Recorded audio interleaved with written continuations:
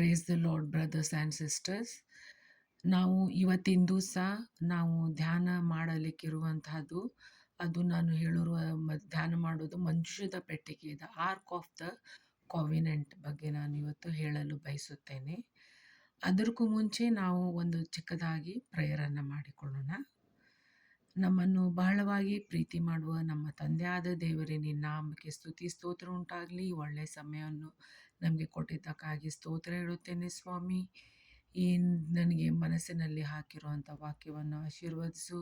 ಯಾರ್ಯಾರು ವಿಡಿಯೋ ನೋಡುತ್ತಾ ಇದ್ದಾರೆ ಎಲ್ಲರ ಹೃದಯದಲ್ಲಿ ಅದನ್ನು ನೀನು ಕಾರ್ಯವನ್ನು ಮಾಡಬೇಕಾಗಿ ಬೇಡಿಕೊಳ್ಳುತ್ತೇನೆ ಸ್ವಾಮಿ. ಎಲ್ಲರೂ ಯಾರ್ಯಾರು ನೋಡುತ್ತಾ ಇದ್ದಾರೆ ಈ ವಿಡಿಯೋವನ್ನು ಅವರನ್ನು ಆಶೀರ್ವದಿಸಬೇಕಾಗಿ ಬೇಡಿಕೊಳ್ಳುತ್ತೇನೆ. ನೀನು ಸದಮನ ಸ್ವಾಮಿ ಕರ್ತನೆ, ನೀನು ಮಹೋನ್ನತನು, ಉನ್ನತವಾದ ದೇವರಾಗಿದ್ದೀನಿ. ನಿನ್ನ ನಾಮಕ್ಕೆ ಸ್ತೋತ್ರ, ಸ್ತುತಿ ಸ್ತೋತ್ರ ಉಂಟಾಗಲಿ.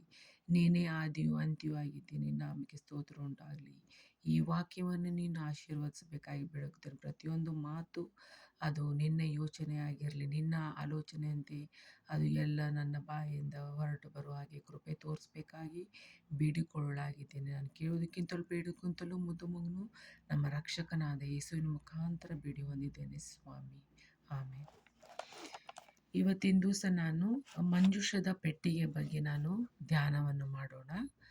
ಮಂಜೂಷದ ಪೆಟ್ಟಿಗೆ ಅದು ಒಂದು ಭಕ್ತಿಯುತವಾದ ಮಂಜೂಷದ ಪೆಟ್ಟಿಗೆ. ಇದು ಇಲ್ಲಿ ಮಂಜೂಷದ ಪೆಟ್ಟಿಗೆ ಆರ್ಕ್ ಆಫ್ ದ ಕಾವಿನೆಂಟ್, ಇಂಗ್ಲೀಷ್ನಲ್ಲಿ ಏನು ಹೇಳ್ತಾರೆ ಇದಕ್ಕೆ, ಆರ್ಕ್ ಆಫ್ ದ ಕಾವಿನೆಂಟ್ ಅಂತ ಹೇಳ್ತಾರೆ. ಮಂಜೂಷದ ಪೆಟ್ಟಿಗೆಯಲ್ಲಿ ಇಲ್ಲಿ 10 ಕಮಾಂಡ್ಮೆಂಟ್ಸ್, ಅಂದರೆ ಇಲ್ಲಿ ದಶಾಜ್ಞೆಗಳು, ದೇವರು ಹಲಿಗೆಯ ಮೇಲೆ ಮೋಶೆಗೆ ಬರೆದಿರುವಂಥ ಹಲಿಗೆಯ ಮೇಲೆ 10 ಆಜ್ಞೆಗಳನ್ನು, ದಶಾಜ್ಞೆಗಳನ್ನು ಬರೆದು ಕೊಟ್ಟಿರುವಾಗ ಸೇನಾ ಬೆಟ್ಟದಲ್ಲಿ ಇಳಿದು ಬಂದು ದೇವರಿಗೆ ಅಲ್ಲಿ ಅವನು ಬರೆದು ಕೊಟ್ಟಿರ್ತಾನೆ ಆ 10 ಕಮಾಂಡ್ಮೆಂಟ್ಸ್. ಆ 10 ಕಮಾಂಡ್ಮೆಂಟ್ಸ್ ಏನಿದೆಯಲ್ಲ ಅದು ಮಂಜೂಷ ಪೆಟ್ಟಿಗೆಯಲ್ಲಿ ಇಟ್ಟಿರುತ್ತಾರೆ. ಅದು 10 ದಶಾಜ್ಞೆಗಳನ್ನು ಹೊಂದಿರುವಂತಹದ್ದು. ಅದು ಇಲ್ಲಿ ನಾವು ಧರ್ಮೋಪದೇಶ ಕಾಂಡದಲ್ಲಿ 37:9 ನೋಡುತ್ತೇವೆ, ಮತ್ತು ನಾವು 25 ಮತ್ತು 17ರಲ್ಲಿ ಸಹ ನಾವು ನೋಡುವಾಗ ಇದು ಇಸ್ರಾಯೇಲರ ಜೀವನದಲ್ಲಿ ಇದು ಮಂಜೂಷ ಪೆಟ್ಟಿಗೆ ಒಂದು ಇಂಪಾರ್ಟೆಂಟ್, ಇದು ಸೆಂಟ್ರಲ್ ರೋಲ್ ಇನ್ ಇಸ್ರಾಯೇಲ್ ಅಂತ, entrance in the to the promise land ಅಂತೇಳಿ ನಾವು ಇಲ್ಲಿ ನಾವು ನೋಡುತ್ತೇವೆ. ಸೊ ಇಲ್ಲಿ ನಾವು ಈಗ ಇದು ಹೇಳುವಾಗ ಒಂದು ಸ್ಯಾಮ್ಯುಯೇಲನ ಗ್ರಂಥ, ಅದ್ರ ಮುಂಚೆ ನಾನು ಈಗ ಇಂಟ್ರಡಕ್ಷನ್ ಇದು ಕೊಡುತ್ತೇನೆ. ಮುಂಚೆ ಇಲ್ಲಿ ನಾವು ಏನು ನೋಡುತ್ತೇವೆ ಅಂದರೆ, ಇದು ಮಂಜೂಷದ ಪೆಟ್ಟಿಗೆ ಮುಂಚೆ ನಾವು ಇಲ್ಲಿ ಫಿಲಿಷ್ಟಿಯರು ಇಸ್ರಾಯೇಲನ್ನು ಜಯಿಸಿದ್ದು, ಎಲಿಯ ಮಕ್ಕಳು ಮರಣ ಹೊಂದಿದ್ದು.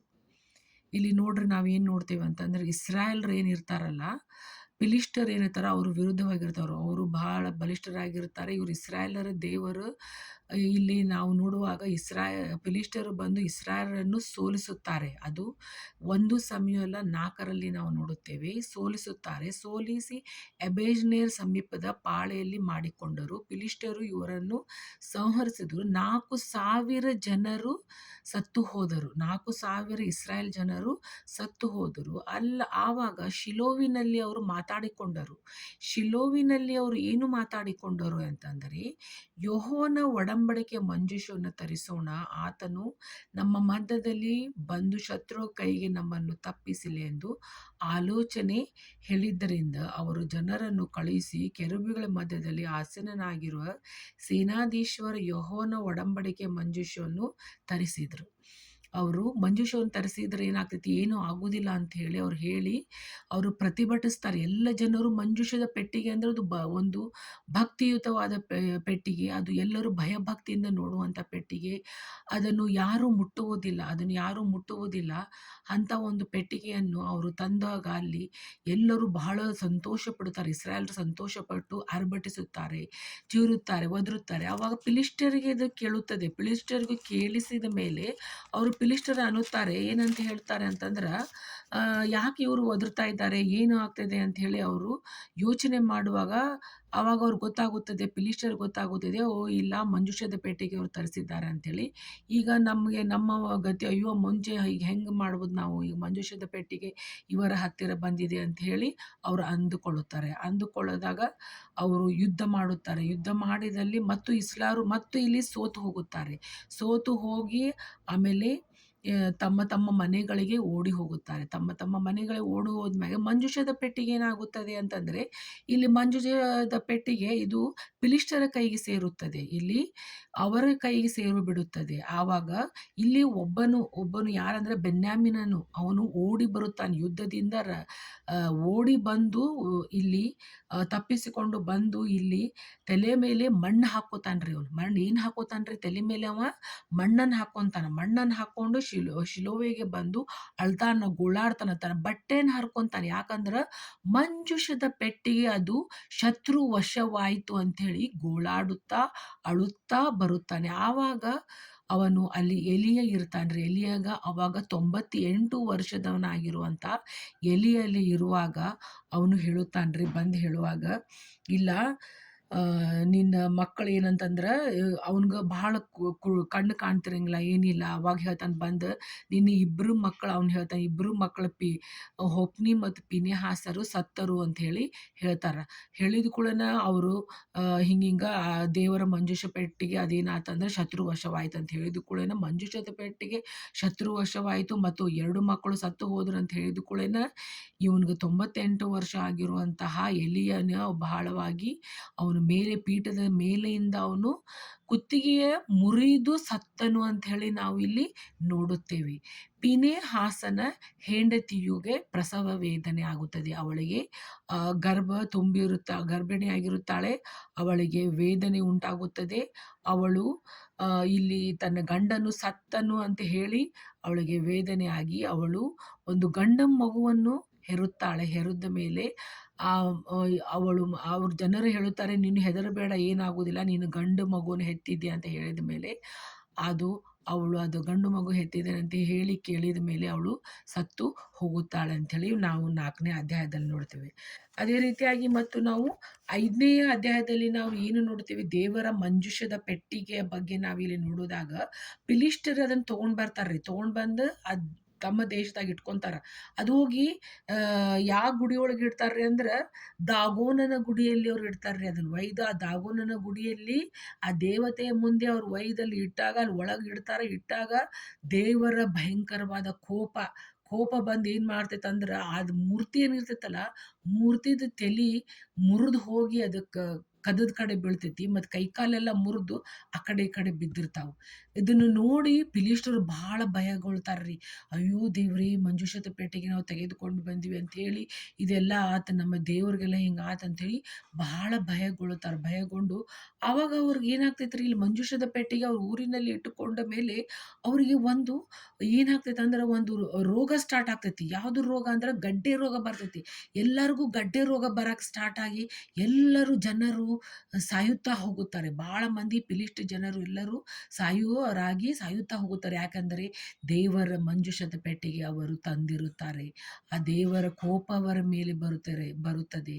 ಅವರು ಅಂತ ಒಂದು ಭಯ ಇರುವಂತಹ ಒಂದು ದೇವರ ಭಕ್ತಿ ಅಲ್ಲಿ ಅವರಿಗೆ ಇರುವುದಿಲ್ಲ. ಅವರು ಅನ್ಯ ದೇವರನ್ನು ಅವರು ಆರಾಧನೆ ಮಾಡುತ್ತಾ ಇರುತ್ತಾರೆ. ಅವರಿಗೆಲ್ಲ ರೋಗಗಳು ಬರುತ್ತವೆ. ಆಗ ಅವ್ರು ಹೇಳಿದ ಮೇಲೆ, ಇಲ್ಲ, ಇದನ್ನು ಇಲ್ಲಿಂದ ನಾವು ಕಳಿಸ್ಬಿಡ್ಬೇಕು, ಇದನ್ನು ಕಳಿಸ್ಬೇಕಂತ ಹೇಳಿ ಅಂದರೂ ಅವ್ರಿಗೆ ಬುದ್ಧಿ ಬರೋದಿಲ್ಲ. ಅವ್ರು ಏನು ಹೇಳ್ತಾರೆ, ಗತ್ ಊರಿಗೆ ಕಳಿಸ್ತಾರೆ. ಅದನ್ನು ಗತ್ ಊರಿಗೆ ಕಳಿಸಿ ಅವರು ಅಲ್ಲಿಂದ ಮಂಜೂಷವನ್ನು ಅಲ್ಲಿಗೆ ಕಳಿಸಿದರು. ಮಂಜೂಷ ಅಲ್ಲಿ ಹೋದ ಮೇಲೆ ಯೆಹೋವನ ಹಸ್ತವು ಆ ಊರಿನವರೆಗೂ ಬಾಧಕವಾಗ್ತೈತಿ. ಆ ಗತ್ ಊರೊಳಗೂ ಹೋದ್ಕೂ ಮತ್ತು ಅಲ್ಲಿನೂ ಗಡ್ಡೆ ರೋಗ ಬರ್ತೈತಿ. ಗಡ್ಡೆ ರೋಗ ಬಂದು ಅಲ್ಲಿನೂ ಜನರು ಸಾಯ್ತಾರೆ. ಜನರು ಸಾಯ್ದುಕೊಂಡು ಮತ್ತದನ್ನು ಮಂಜೂಷ ಪೆಟ್ಟಿಗೆ ಹೊತ್ತುಕೊಂಡು ಬಂದು ಅವರು ಎಕ್ರೋನಿನಿಗೆ ತೆಗೆದುಕೊಂಡು ಬರುತ್ತಾರೆ. ಎಕ್ರೋನಿನ ಊರಿನಲ್ಲಿ ಅವರು ಅದನ್ನು ತೆಗೆದುಕೊಂಡು ಬರುತ್ತಾರೆ ಅಂಥೇಳಿ ನಾವಿಲ್ಲಿ ನೋಡ್ತೇವೆ. ಮಂಜೂಷ ಪೆಟ್ಟಿಗೆಯಲ್ಲಿ ಕಳಿಸಿದುಕೊಂಡ ಮೇಲೆ ಜನರು ಭಾಳ ಗೋಳಾಡುತ್ತಾರೆ, ಅಳುತ್ತಾರೆ, ರೋಗ ಬಂದು ಸಾಯುತ್ತಾರೆ. ದೇವರ ಹಸ್ತವು ಅವರಿಗೆ ಬಾಧಕವಾದ್ದರಿಂದ ಅವರಿಗೆ ಮರಣ ಭಯ ಉಂಟಾಯಿತು. ಅವ್ರಿಗೆ ಏನಂತ ಆಗ್ತೈತ್ರಿ, ಇಲ್ಲೇ ಮರಣದ ಭಯ ಉಂಟಾಯಿತು. ಮತ್ತು ಅವರು ಇವರೆಲ್ಲರೂ ಇಸ್ರಾಯೇಲ್ ದೇವರ ಮಂಜೂಷ ನಮಗೆ ಜನರಿಗೆ ಮರಣ ಉಂಟಾಗಿದೆ, ಅದರ ಸ್ಥಳಕ್ಕೆ ನಾವು ಕಳಿಸಿ ಬಿಡೋಣ ಅಂಥೇಳಿ ಅನ್ಕೊತಾರೆ. ಅದು ಎಲ್ಲೇ ನಾವು ತೊಗೊಂಬಂದೇವಲ್ಲ ಅಲ್ಲಿಂದ ಅಲ್ಲೇ ಅದನ್ನು ಕೊಟ್ಟು ಬಿಡೋಣ ಅಂಥೇಳಿ ಅಂದ್ಕೊಂಡು ಅವ್ರು ವಿಚಾರ ಮಾಡ್ತಾರೆ. ವಿಚಾರ ಮಾಡಿ ಅದನ್ನೇನು ಮಾಡ್ತಾರೆ ಅಂತಂದ್ರೆ ಅದನ್ನು ವಾಪಸ್ ಕಳಿಸ್ಬಿಡ್ತಾರೆ. ಕಳಿಸಿದ ಮೇಲೆ ಆಮೇಲೆ ನಾವಿಲ್ಲಿ ಒಂದು ಇಲ್ಲಿ ಒಂದು ಪೂರ್ವಕಾಲ ವೃತ್ತಾಂತದಲ್ಲಿ ನಾವು ನೋಡುತ್ತೇವೆ. ದಾವೀದನು ಏನು ಮಾಡುತ್ತಾನೆ ಅಂತ ಹೇಳಿ ನಾವು ಇಲ್ಲಿ ನೋಡುತ್ತೇವೆ. ಅದು 13ನೇ ಅಧ್ಯಾಯ. 13ನೇ ಅಧ್ಯಾಯ ಮಂಜೂಷದ ಪೆಟ್ಟಿಗೆ ಕಿರ್ಯಾತ್ ರೇಮಿನಿಂದ ತೆಗೆದುಕೊಂಡು ಬರುವಾಗ ದಾರಿಯಲ್ಲಿ ಅದು ಆಪತ್ ಸಂಭವಿಸಿದ್ದು ಅಂತ ಹೇಳಿ ನಾವು ಇಲ್ಲಿ ನೋಡ್ತೀವಿ. ಇಲ್ಲೇ ಈಗ ದಾವೀದನು ಒಂದು ಮನೆಯನ್ನು ಕಟ್ಟುತ್ತಾನೆ ಮತ್ತು ಅಲ್ಲಿ ದೇವದರ್ಶನದ ಗುಡಾರವನ್ನು ಮಾಡುತ್ತಾನೆ. ತನ್ನ ಊರಿನಲ್ಲಿ ಅದನ್ನು ಇಟ್ಟುಕೊಳ್ಳಬೇಕಂತ ಹೇಳಿ ದಾವೀದನು ಅವನಿಗೆ ಬಹಳ ಸಂತೋಷವಾಗಿ ಅವನು ತನ್ನ ಎಲ್ಲ ಜನರನ್ನು ಕೂಡಿಸುತ್ತಾನೆ. ಎಲ್ಲ ಇಸ್ರಾಯೇಲರನ್ನು ಕೂಡಿಸಿ, ಎಲ್ಲ ಇಸ್ರಾಂತ ಪ್ರಾಂತವನ್ನು ಕೂಡಿಸಿ, ಸಹೋದರರನ್ನು ಎಲ್ಲ ಕರೆದುಕೊಂಡು ಬಂದು ಯಾಜಕ ಲೇವಿಯರನ್ನು ಎಲ್ಲರನ್ನು ಕರ್ಕೊಂಡು ಬರ್ತಾನ್ರಿ. ಕರ್ಕೊಂಡು ಬಂದು ಎಲ್ಲ ಜನರನ್ನು ಕೂಡಿಸಿ ಕಿರ್ಯಾತ್ ರೀಮಿನಿಂದ ತರುವುದಕ್ಕೋಸ್ಕರ, ಯಾವ ಊರಿನಾಗ ಇರ್ತೈತ್ರಿ ಅದು, ಮಂಜೂಷದ ಪೇಟೆ ಕಿರ್ಯಾತ್ ಊರಿನಲ್ಲಿ ಇರುತ್ತದೆ. ಅಲ್ಲಿಂದ ಅವರು ದೇವ ಮಂಜೂಷ ಪೆಟ್ಟಿಗೆಯನ್ನು ಹೊತ್ತುಕೊಂಡು ಬರುವುದಕ್ಕೋಸ್ಕರ ಇಲ್ಲಿ ಏನು ಮಾಡ್ತಾರ್ರಿ, ಇಲ್ಲಿ ಏನು ಒಂದು ಘಟನೆ ಸಂಭವಿಸ್ತೈತ್ರಿ. ಇಲ್ಲಿ ಹೆಂಗೆ ಯಾಕದ ಘಟನೆ ಸಂಭವಿಸ್ತೈತೆ ಅಂದ್ರೆ, ಅದನ್ನು ಯಾರು ತೆಗೆದುಕೊಂಡು ಬರ್ಬೇಕಾಗಿರ್ತೈತ್ರಿ, ಅವ್ರು ತೆಗೆದುಕೊಂಡು ಬರುವುದಿಲ್ಲ. ಅದನ್ನು ಯಾರು ಅದನ್ನು ಮಂಜೂಷ ಹಿಡ್ಕೊಂಡು ಬರ್ಬೇಕಾಗಿರ್ತೈತಲ್ಲ, ಆ ಮಂಜೂಷವನ್ನು ಅವ್ರು ಹಿಡ್ಕೊಂಡು ಬರೋದಿಲ್ಲ. ಇಲ್ಲಿ ಏನಾಗ್ತೈತೆ ಅಂತಂದ್ರೆ, ಇಬ್ರು ಮಂದಿ ಇಲ್ಲಿ ನಾವು ನೋಡ್ತೀವಿ. ದೇವ ಮಂಜೂಷವನ್ನು ಅಬಿದಾಬನ ಮನೆಯಿಂದ ಹೊರಗೆ ತಂದದ್ರಿಂದ ಇಲ್ಲಿ ನಾವು ಅಬಿದಾಬನ ಮನೆಯಿಂದ ಅದನ್ನು ಕಿರ್ಯಾತ್ನಿಂದ ಅದನ್ನು ಹೊರಗೆ ತೊಗೊಂಡು ಬಂದ ಬಂಡಿ ಮೇಲೆ ಏರಿಸ್ತಾರ್ರಿ. ಅದನ್ನು ಮಂಜೂಷವನ್ನು ಏರಿಸಿದ ಮೇಲೆ ಇಲ್ಲಿ ಉಜ್ಜನು ಅಹಿಯೋವನು ಅಂಥೇಳಿ ಬಂಡಿಯನ್ನು ಹೊಡೆದರು. ಅವರು ಓಡಿಸ್ತಾರೆ ಅದನ್ನು ಬಂಡಿ. ದಾವೀದನು ಎಲ್ಲ ಇಸ್ರಾಯೇಲರು ಕಿನ್ನರಿಯನ್ನು ಬಾರಿಸ್ತಾರ ಮತ್ತು ಸ್ವರಮಂಡಲವನ್ನು ಬಾರಿಸುತ್ತಾರೆ, ದಮ್ಮಡಿಯನ್ನು ಬಾರಿಸುತ್ತಾರೆ, ತಾಳ ಹಾಕುತ್ತಾರೆ, ತುತ್ತೂರಿ ಓದುತ್ತಾರೆ, ಪೂರ್ಣಾಸಕ್ತಿಯಿಂದ ಗೀತವನ್ನು ಹಾಡ್ತಾರೆ, ದೇವರ ಮುಂದೆ ನರ್ತನೆ ಮಾಡ್ತಾರ್ರಿ. ಮತ್ತು ಅವರು ಕಿರ್ದೋನ್ ಕಣಕ್ಕೆ ಬಂದಾಗ ಎತ್ತುಗಳು ಏನಾಗ್ತೈತ್ರಿ, ಅಲ್ಲಿ ಬಂದಾಗ ಎಡು ಬೀಳ್ತೈತಂತ. ಎತ್ತುಗಳು ಎಡು ಬಿದ್ದು ಕೂಡಲೇ ಇಲ್ಲಿ ಏನು ಉಜ್ಜನ ಅಂತ ಇರ್ತಾನಲ್ಲ, ಅವನು ಕೈ ಚಾಚಿ ದೇವ ಮಂಜುಷದ ಮೇಲೆ ಕೈಯನ್ನು ಇಟ್ಟು ಬಿಡ್ತಾನೆ. ಕೈಯನ್ನು ಇಟ್ಟು ಕೂಡಲೇ ಅವನು ದೇವರು ಬಹಳ ಕೋಪಗೊಂಡನು. ದೇವರು ಏನಾಗ್ತೈತಿ, ಭಾಳ ಸಿಟ್ಟು ಬಂದ್ಬಿಡ್ತೈತೆ ಅವ್ನಿಗೆ. ಸಿಟ್ಟು ಬಂದ ಕೂಡಲೇ ಅವನು ಅಲ್ಲೇ ಸತ್ತು ಹೋಗ್ಬಿಡ್ತಾನ್ರಿ. ಉಜ್ಜನ್ ಏನಾಗ್ಬಿಡ್ತಾನ, ಅಲ್ಲೇ ಸತ್ತು ಹೋಗ್ಬಿಡ್ತಾನೆ. ಅವನ ಮೇಲೆ ಕೋಪಗೊಂಡು ಅವನನ್ನು ಹತ ಮಾಡಿದನು. ಅವನು ಅಲ್ಲೇ ದೇವರ ಮುಂದೆ ಸತ್ತನು. ಯೆಹೋವನು ಉಜ್ಜನನ್ನು ಮುರಿದು ಬಿಟ್ಟಿದ್ದರಿಂದ ದಾವೀದನು ಉರಿಗೊಂಡು ಆ ಸ್ಥಳಕ್ಕೆ ಪೆರೆಚ್ ಉಜ್ ಎಂಬ ಹೆಸರನ್ನು ಇಟ್ಟನು ಅಂತ ಹೇಳಿ ನಾವಿಲ್ಲಿ ನೋಡ್ತೇವ್ರಿ. ಇಲ್ಲಿ ಓಬೇದೋಮನ ಮನೆಗೆ ಅದನ್ನೇನು ತೊಗೊಂಡು ಬರ್ತಾರಲ್ಲ, ತಂದು ಅದನ್ನ ಎಲ್ಲಿ ಇಡ್ತಾರ, ಮತ್ತು ಓಬೇದೋಮನ ಮನೆಗೆ ಇಡ್ತಾರೆ. ಅದನ್ನು ತಂದುಕೊಂಡು ಆ ಮನೆಗೆ ಇಟ್ಕೊ, ಆ ಮನೆಗೆ ಭಾಳ ಆಶೀರ್ವಾದ ಉಂಟಾಗುತ್ತದೆ. ಆ ಮನೆಗೆ ಬಹಳ ಆಶೀರ್ವಾದ ಉಂಟಾಗುತ್ತದೆ. ಮನೆಯ ಬಳಿಯಲ್ಲಿ ಸ್ವಂತ ಆಲಯದೊಳಗೆ 3 ತಿಂಗಳು ಇತ್ತರಿ. ಅದು ಎಷ್ಟು ತಿಂಗಳಿತ್ತು ಆ ಮಂಜೂಷದ ಪೆಟ್ಟಿಗೆ? 3 ತಿಂಗಳ ಇತ್ತು. ಆ ಕಾಲದಲ್ಲಿ ಯೆಹೋವನು ಓಬೇದೋಮನ ಮನೆಯಲ್ಲಿ ಅವನಿಗಿದ್ದವರೆಲ್ಲರನ್ನು ಆಶೀರ್ವದಿಸಿದನು ಅಂತ ಹೇಳಿ ನಾವು ನೋಡ್ತೀವಿ. ಆಶೀರ್ವಾದವನ್ನು ಮಾಡಿದನು ಅಂತ ಹೇಳಿ ನಾವಿಲ್ಲಿ ನೋಡ್ತೀವಿ. ಸೊ ಮತ್ತಿಲ್ಲಿ ಮತ್ತೇನು ಮಾಡ್ತಾನ್ರಿ ಮತ್ತೀಗ ದಾವೀದನು ಯೆಹೋವನ ಮಂಜೂಷವನ್ನು ಚಿಯೋನಿಗೆ ತಂದದ್ದು. ಈಗ ಅವ್ನಿಗೆ ಗೊತ್ತಾಗ್ತೈತಿ ಯಾರು ತೆಗೆದುಕೊಂಡು ಬರ್ಬೇಕು, ಅದನ್ನು ಯಾರು ಹೊತ್ಕೋಬೇಕು, ಅದನ್ನು ಮಂಜೂಷ ಅಂತೇಳಿ ಗೊತ್ತಾಗ್ತೈತಿ. ಅದು ಯಾರು ಹೊತ್ಕೋಬೇಕಾಗಿರ್ತೈತಿ, ಲೇವಿಯರು ಮತ್ತು ಯಾಜಕರು ಅದನ್ನು ಮಂಜೂಷವನ್ನು ಹೊತ್ಕೊಂಡು ಅವ್ರು ಬರ್ಬೇಕಾಗಿರ್ತೈತಿ. ಆದರೆ ಬೇರೆಯವರು ಮುಟ್ಟಿರೋದ್ರಿಂದ ಅದು ಮುಂದಕ್ಕೆ ಹೋಗೋದಿಲ್ಲ. ಮಂಜೂಷ ಅಲ್ಲೇ ಅವರು ಸತ್ತು ಹೋಗ್ಬಿಡ್ತಾರೆ. ಅವ್ರ ಮೇಲೆ ಬಹಳ ಕೋಪ ಬರ್ತೈತೆ. ಅಷ್ಟು ಭಯಗ್ರಸ್ತವಾಗಿರುವಂಥ ಒಂದು ಮಂಜೂಷದ ಪೆಟ್ಟಿಗೆ ಅಂತ ಹೇಳಿ ನಾವಿಲ್ಲೇ ನೋಡ್ತೇವ್ರಿ. ದಾವೀದನು ಇಲ್ಲಿ ಮನೆಗನ್ನು ಕಟ್ತಾನ್ರಿ. ಆಮೇಲೆ ದೇವ ಮಂಜುಗೋಸ್ಕರ ಒಂದು ಗುಡಾರವನ್ನು ಹಾಕಿಸ್ತಾನ ಮತ್ತು ಲೇವಿಯರನ್ನ ಕರೆಸ್ತಾನ ಮತ್ತು ಸೇವೆ ಮಾಡುವವರು ಎಲ್ಲರನ್ನ ಕರೆಸ್ತಾನ, ಎಲ್ಲ ಇಸ್ರಾಯೇಲರನ್ನ ಕರೆಸ್ತಾನ. ಯೆಹೋವನ ಮಂಜೂಷನ್ನು ಸಿದ್ಧ ಮಾಡೋ ಸ್ಥಳಕ್ಕೆ ತರೋದಕ್ಕೋಸ್ಕರ ಎಲ್ಲ ವ್ಯವಸ್ಥೆಯನ್ನು ಮಾಡ್ತಾನ್ರಿ. ಮತ್ತು 120 ಮಂದಿಯನ್ನು ಕರೆಸ್ತಾನ್ರಿ. ಒಳ್ಳೆಯ ಜನರನ್ನು ಎಲ್ಲರನ್ನು ಅವನು ಕರೆಸಿದ ಮೇಲೆ ಇಲ್ಲೇ ಲೇವಿಯರು ಯಾಜಕರು ಇದನ್ನ ಹಿಂಗೆಲ್ಲ ಹಳೇದು ಹಿಂಗೆ ಆಗಿತ್ತಂತೆಲ್ಲ ಕೇಳಿದ ಮೇಲೆ ಅವರೆಲ್ಲ ತಮ್ಮನ್ನು ಪಡಿಸಿಕೊಳ್ಳುತ್ತಾರೆ. ಶುದ್ಧ ಎಲ್ಲ ಪಡಿಸಿಕೊಂಡು ಸ್ಥಳಕ್ಕೆ ತೆಗೆದುಕೊಂಡು ಬನ್ನಿರಿ ಅಂತ ಹೇಳಿದ ಮೇಲೆ, ನಾವು ಮೊದಲು ಸಾರಿ ಇರಲಿಲ್ಲವಾದ್ದರಿಂದ ನಮ್ಮ ದೇವರ ದೇಹವನ್ನು ತನ್ನ ಸನ್ನಿಧಿಗೆ ವಿಧಿ ವಿರೋಧವಾಗಿ ಬಂದ ನಮ್ಮಲ್ಲಿ ಒಬ್ಬನನ್ನು ಸಂಹರಿಸಿದನಷ್ಟೇ ಎಂದು ಹೇಳಲು, ಯಾಜಕರು ಲೇವಿಯರು ಇಸ್ರಾಯೇಲ್ ದೇವರಾದ ಯೆಹೋವನ ಮಂಜೂಷವನ್ನು ತರೋದಕ್ಕೋಸ್ಕರ ತಮ್ಮನ್ನು ಶುದ್ಧೀಕರಿಸಿಕೊಂಡರು ಅಂತೇಳಿ ನಾವಿಲ್ಲಿ ನೋಡ್ತೇವೆ. ಮೊದಲೇ ಹಿಂಗೆ ಆಗಿದ್ದೆಲ್ಲ ಗೊತ್ತಾಗಿ ಅವರು ತಮ್ಮಷ್ಟಕ್ಕೆ ತಾವೆಲ್ಲ ಶುದ್ಧೀಕರಿಸಿಕೊಂಡು ಅವರು ಏನು ಮಾಡ್ತಾರ್ರಿ, ಅವರು ಮಂಜೂಷವನ್ನು ಲೇವಿಯರು ಮತ್ತು ಯಾಜಕರು ತಗೊಂಡು ಬರಾಕ ಹೋಗ್ತಾರೆ. ಈಗ ಲೇವಿಯರು ಯಾಜಕರು ಅದನ್ನು ತೆಗೆದುಕೊಂಡು ಬರಕ್ಕೆ ಹೋಗುವಾಗ ಅವರು ಏನು ಮಾಡ್ತಾರೆ, ಮೋಶೆಯ ಮುಖಾಂತರವಾಗಿ ಕೊಡಲ್ಪಟ್ಟಿರುವ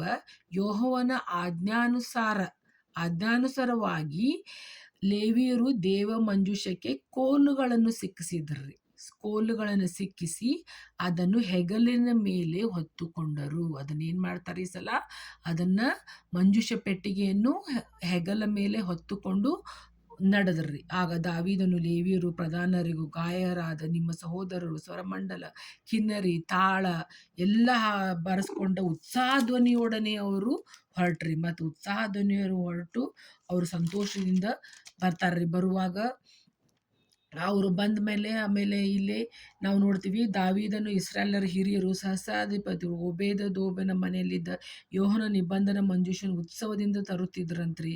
ಆಮೇಲೆ ಲೇವಿಯರಿಗೆ ದೇವರ ಸಹಾಯ ದೊರೆತದ್ರಿಂದ 7 ಹೋರಿಗಳನ್ನು 7 ಟಗರುಗಳನ್ನು ಯಜ್ಞವನ್ನು ಮಾಡಿದ್ರಿ. ಇಲ್ಲಿ ಮಾಡಿದ್ಮೇಲೆ ದಾವೀದನು ಮಂಜೂಷವನ್ನು ಹೊತ್ತು ಮತ್ತು ವಾದ್ಯವನ್ನು ಬಾರಿಸುತ್ತಾ ಲೇವಿಯರು ಹೊರುವವರ ಮುಖ್ಯಸ್ಥನಾದ ಕೇನಿಯನು ನೂಲಿನ ನಿಲುವಂಗಿಗಳನ್ನು ತಟ್ಟಿದ್ರಂತ್ರಿ. ಅವ್ರು ಏನು ತಟ್ಕೊಂಡಿದ್ರಂತ, ನೂಲಿನಿಂದ ಹಾಕೊಂಡಿದ್ರಂತ. ದಾವೀದನ ಏನು ಹಾಕೊಂಡಿರ್ತಾನೆ, ನಾರಿನ ಏಫೋದನ್ನು ಧರಿಸಿಕೊಂಡಿದ್ದನು. ಹೀಗೆ ಎಲ್ಲ ಇಸ್ರಾಯೇಲರು ಅರ್ಭಟಿಸುತ್ತಾ ಕೊಂಬು ತುತ್ತೂರಿಗಳನ್ನು ಗಟ್ಟಿಯಾಗಿ ಊದುತ್ತಾ ತಾಳ ಹೊಡೆಯುತ್ತಾ ಕಿನ್ನರಿ ಸ್ವರಮಂಡಲಗಳನ್ನು ಬಾರಿಸುತ್ತಾ ಯೆಹೋವನ ನಿಬಂಧನ ಮಂಜೂಷವನ್ನು ತಂದರು. ಮತ್ತು ಯೆಹೋವನ ಮಂಜೂಷವನ್ನು ದಾವೀದ ನಗರಕ್ಕೆ ಬರುತ್ತಿರುವಾಗ, ಅದನ್ನೇನು ತೆಗೆದುಕೊಂಡು ಬರುತ್ತಿರುವಾಗ ಸೌಲನ ಮಗಳಾದ ಮಿಲ್ಕಳು ಕಿಟಕಿಯಿಂದ ನೋಡ್ತಾಳ. ದಾವೀದನ ಕುಣಿದುನಿ ಎಲ್ಲ ನೋಡಿ, ಅವನ್ನೆಲ್ಲ ಚಿರುವುದೆಲ್ಲ ನೋಡಿ, ಅವನು ಡಾನ್ಸ್ ಎಲ್ಲ ಮಾಡೋದನ್ನು ನೋಡಿ ಅವಳಿಗೆ ಒಂಥರ ತಿರಸ್ಕರಿಸುತ್ತಾಳೆ. ಮನಸ್ಸಿನಲ್ಲಿ ಏನು ಮಾಡ್ತಾಳ, ತಿರಸ್ಕಾರ ಭಾವನೆಯನ್ನು ಹೊಂದುತ್ತಾಳಂತೆ ನೋಡ್ತಾಳೆ. ಮುಂದೆ ಅವಳಿಗೆ ಏನಾಗುತ್ತೆ ಅಂತೇಳಿ ಮುಂದಿನ ಇದ್ರೊಳಗೆ ಗೊತ್ತಾಗುತ್ತೆ. ಅವಳು ಬಂಜಾಗಿ ಉಳಿತಾಳೆ ಮಿಲ್ಕಳು. ಆಮೇಲೆ ಮೀಕಳು ಅವರು ದೇವ ಮಂಜೂಷವನ್ನು ತಂದು ದಾವೀದನ ಅದಕ್ಕೋಸ್ಕರ ಹಾಕಿಸಿದ ಗುಡಾರದಲ್ಲಿಟ್ಟು ದೇವರಿಗೋಸ್ಕರ ಸರ್ವಾಂಗ ಹೋಮವನ್ನು ಸಮಾಧಾನದ ಯಜ್ಞಗಳನ್ನು ಸಮರ್ಪಿಸಿದರು ಮತ್ತು ಕೀರ್ತನೆಯನ್ನು ಹಾಡಿದರು. ದೇವರ ಮಂಜೂಷದ ಮುಂದೆ ಅದನ್ನು ಕೀರ್ತನೆಯನ್ನು ಹಾಡಿದರು ಅಂತ ಹೇಳಿ ನಾವು ನೋಡುತ್ತೇವೆ. ಮತ್ತು ಇಲ್ಲಿ ಕೀರ್ತನೆ ಹಾಡುತ್ತಾ 8ನೇ ವಚನ ನೋಡುತ್ತೇನೆ, ಯೆಹೋವನಿಗೆ ಕೃತಜ್ಞತಾಸ್ತುತಿ ಮಾಡಿರಿ, ಆತನ ನಾಮದ ಮಹತ್ವವನ್ನು ವರ್ಣಿಸಿರಿ, ಜನಾಂಗಗಳಲ್ಲಿ ಆತನ ಕೃತ್ಯಗಳನ್ನು ಪ್ರಸಿದ್ಧಪಡಿಸಿರಿ, ಆತನನ್ನು ಕೀರ್ತಿಸಿರಿ, ಭಜಿಸಿರಿ, ಅದು ಅದ್ಭುತ ಕೃತ್ಯಗಳನ್ನೆಲ್ಲ ಧ್ಯಾನಿಸಿರಿ ಅಂತ ಹೇಳಿ ಅವರು ಮಂಜೂಷದ ಮುಂದೆ ಹಾಡಬೇಕಾದ ಕೀರ್ತನೆಯನ್ನು ಹಾಡುತ್ತಾರೆ ಅಂಥೇಳಿ ನಾನು ಆಮೇನ್. ಈಗ ನಾವು ಪ್ರಾರ್ಥನೆಯನ್ನು ಮಾಡಿಕೊಳ್ಳೋಣ. ತಂದೆಯಾದ ದೇವರೇ, ನಿನ್ನ ನಾಮಕ್ಕೆ ಸ್ತುತಿ ಸ್ತೋತ್ರ ಉಂಟಾಗಲಿ ಸ್ವಾಮಿ. ಕರ್ತನೆ, ಪರಲೋಕ ಭೂಲೋಕವನ್ನು ಸೃಷ್ಟಿಸಿದ ಸರ್ವಶಕ್ತನಾಗಿರುವ ತಂದೆಯಾದ ದೇವರೇ, ಯಾರ್ಯಾರು ಈ ವಿಡಿಯೋ ನೋಡುತ್ತಾ ಇದ್ದಾರೆ ಅವರೆಲ್ಲರನ್ನು ಆಶೀರ್ವದಿಸಿ ನೀನು ಅವರನ್ನು ಕಾಯ್ದು ಕಾಪಾಡಿ, ಅವ್ರು ಯಾವ್ಯಾವ ಫೈನಾನ್ಷಿಯಲ್ ಪ್ರಾಬ್ಲಮ್ ಇರ್ಬೋದು, ಹೆಲ್ತ್ ಪ್ರಾಬ್ಲಮ್ಸ್ ಇರ್ಬೋದು, ಯಾವ್ಯಾವ ಪ್ರಾಬ್ಲಮ್ಸ್ ಇದೆ ಅದೆಲ್ಲವನ್ನು ಅವರಿಂದ ತೆಗೆದು ಹಾಕಿ ಅವರಿಗೆ ಒಳ್ಳೆಯ ಆರೋಗ್ಯವನ್ನು ಕೊಟ್ಟು ಕಾಯ್ದು ಕಾಪಾಡು. ದುಃಖದಲ್ಲಿರುವಂಥವರೆಲ್ಲರನ್ನೂ ನೀನು ಕಾಯ್ದು ಕಾಪಾಡಬೇಕಾಗಿ ಬೇಡಿಕೊಳ್ಳುತ್ತೇನೆ ಸ್ವಾಮಿ. ಕರ್ತನೆ, ಈ ವಾಕ್ಯವನ್ನು ನೀನು ಆಶೀರ್ವದಿಸಿದೆ ಅಂತ ನಾನು ತಿಳಿದುಕೊಂಡಿದ್ದೇನೆ ಸ್ವಾಮಿ. ಈ ಮೆಸೇಜನ್ನು ಎಲ್ಲರ ಹೃದಯದಲ್ಲಿ ಕಾರ್ಯ ಮಾಡಲಿ ಸ್ವಾಮಿ. ಯಾರ್ಯಾರು ನಾನ್ ಬಿಲೀವರ್ಸ್ ಇದ್ದಾರೆ ಅವರೆಲ್ಲರೂ ಈ ವಿಡಿಯೋನ ನೋಡಿ ಸ್ವಾಮಿ ಕರ್ತನೆ, ಅವರ ಮನಸ್ಸಿನಲ್ಲಿ ನೀನು ಕಾರ್ಯ ಮಾಡಬೇಕಾಗಿ ಬೇಡಿಕೊಳ್ಳಲಾಗಿದ್ದೇನೆ ಸ್ವಾಮಿ.